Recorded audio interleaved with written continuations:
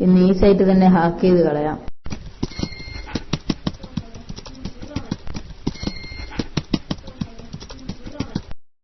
ഹഹാ, അങ്ങനെ അതും തകർന്നു.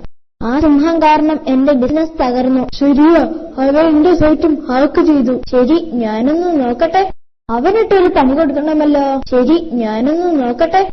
കിട്ടിപ്പോയി. അവനിട്ടൊരു പണി കൊടുക്കണമല്ലോ. മുകളിൽ കയറുന്നു നോക്കാം.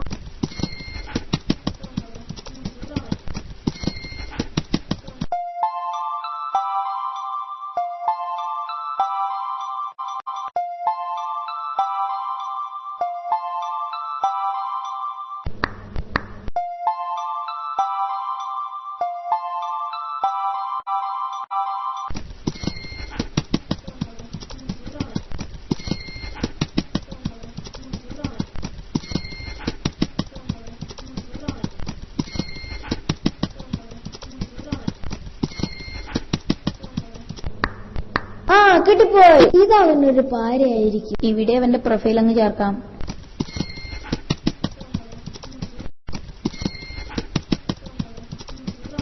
ഹഹാ, അങ്ങനെ അതും തകർന്നു.